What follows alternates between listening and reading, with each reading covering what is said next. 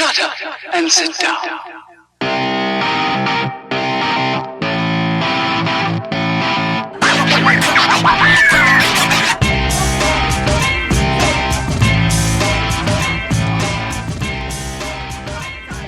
You say privatize, we fight back and organize. You say privatize, we fight back and organize. You say our schools, whose schools? Our schools. Whose schools? Our schools. Whose schools? Our schools. I've been in this school since year 7 and it's been run really well, and there's really no need for an academy to happen. They actually treat us like somewhat humans here instead of robots that can just do work and go home, which was my experience with academies, and I really don't want that to happen again. Prendergast is a community school, and I think that's something that they've always had a massive emphasis on. You know, right from when I started in year 7, it's been our school community. Generally, like, the school structure seems pretty good and rather democratic, if anything, as a state school and everything. And, you know, as in my head, I'm thinking the school's going great so far. Like, this isn't something that's been disputed by anyone even. Head teacher said so even, and yeah, I don't know why you change it now. They say that nothing's going to change, but the school is going to be privatised. So really a big thing is going to change, and they're trying to act like it's not that big of a deal when it will change, like the school, and it will change like our lives. My brother's in Prendergast Ladywell, so he'll be doing his GCSEs when this academisation is like fully in the run, and that will really affect his education, because not only will teachers not be paid maybe the same, even though they've said they will, there's no way to make sure. Yeah, I go to Prendergast Ladywell School, and I don't want Prendergast Ladywell School to become an academy because it will greatly reduce the impact that the SEN team will have on the SEN students, and I find it quite important because the SEN team are like quite helpful.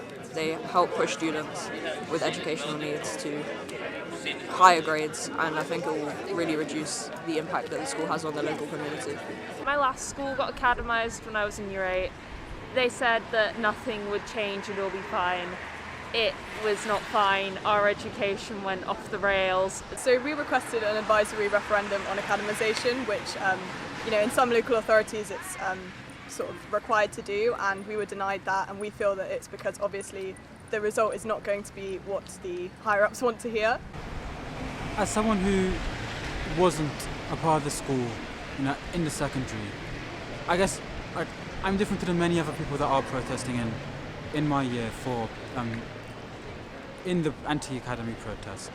But I kind of see this as another step towards the larger goal of, you know, conservative forces trying to privatise the education system in England. The teachers say that it's for more collaboration, but there's no need to be an academy for more collaboration. They say it's because they want another primary school. They don't even need another primary school. It just didn't go well. We had a lot of teachers starting to disappear because they weren't being paid correctly despite it being promised they would, which meant we all got a load of substitute teachers, which would change daily because no one was happy with the substitute teachers. The ones that did remain had to be a lot stricter and were very limited, because if they did anything it would just be reported back to the academy and then they would probably lose their jobs. A lot of things were promised that never happened, and I don't want to see that happen to another school where they actually treat people like humans.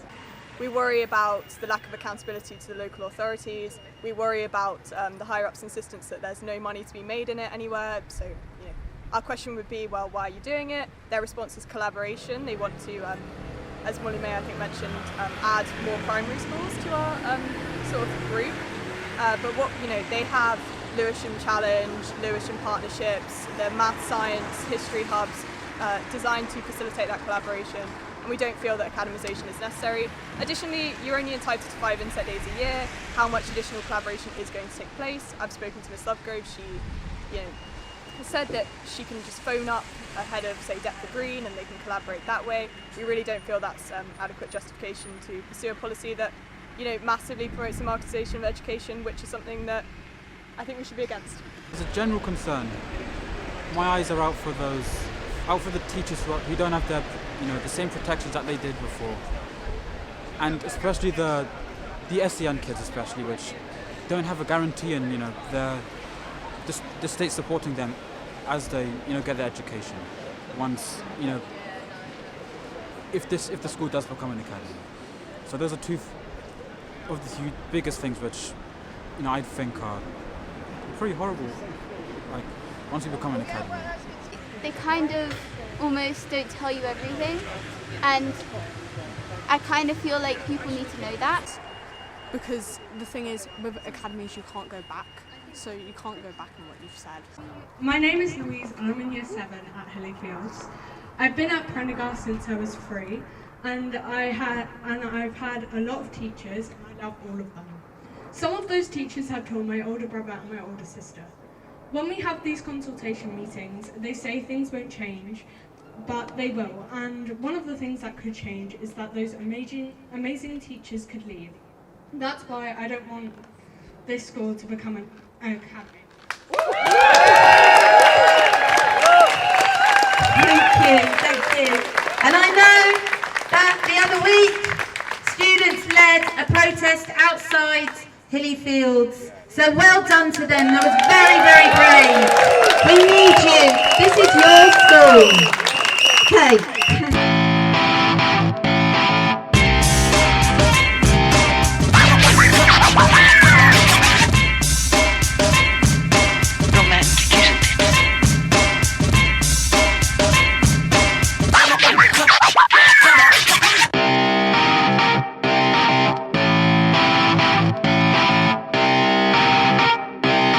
Shut up and sit down.